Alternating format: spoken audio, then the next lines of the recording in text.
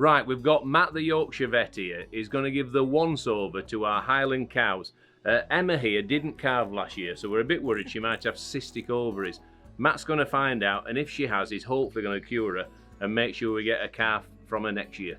By the sounds of it, we've got a few problems when it comes to reproduction now. She should be cycling and coming in bulling, and she should be in calf, but for whatever reason we've got a concern that she's not. So there could be a few things going on with the ovaries or uterus, so I'm just going to do a bit of a reproduction check with my scanner and see what's going on there. So that means I'm going to have to get gloved up.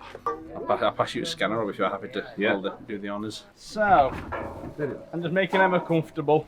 Well, trying to, before we get a bit personal. Hey, good girl. All right, Rob. Oh, pass me the screen. Okay. Good girl. Right. So, this probe is just like they use in humans, ultrasound, and I'm just seeing what's going on her ovaries. Stand up. Right, so there's not a lot of activity going on there, Rob. Right. So it looks like she's got what we call an anestrus period. Right. So for whatever reason, her cycles have been completely suppressed. Right. So That puts my dad's theory about seeing her in bulling to some doubt then, Matt.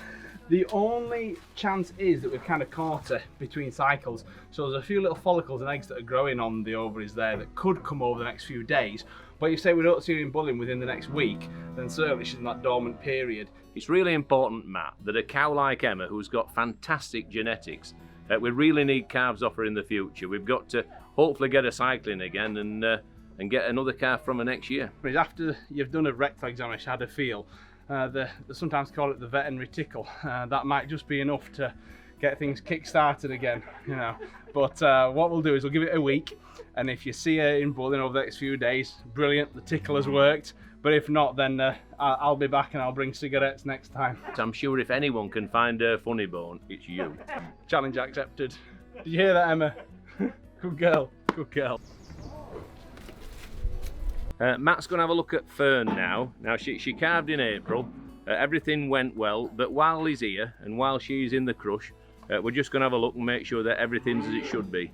I'm really hoping that everything's okay. I think it will be, but it's just a case of making sure. Right then, Fern, good girl. Good girl, that's it.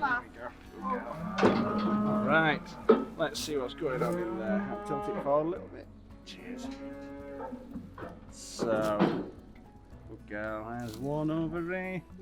So I'm just again making sure there's no abnormal structures that I can see, make sure everything feels normal, make sure there's no problems going forward. And I'm pleased to say that everything is looking spot on there, Rob. There's no reasons at all why she shouldn't come round bullying and cycling as normal. Well, that's what we want, Matt. I'm really pleased. It's important that Fern's reproductive system is healthy and in good nick. I'm really hoping in the next few weeks we can get her bulled and get her back in calf and look forward to another one next year. Good news, there's nothing fundamentally amiss with either of the two Highland cattle. It's just a case of watching them like hawks, making sure we don't miss them coming into bulling, coming into season, and when we do, get them served, and fingers crossed we'll have calves again next year. We're going to get them outside, back in the field, and keep a close watch on them.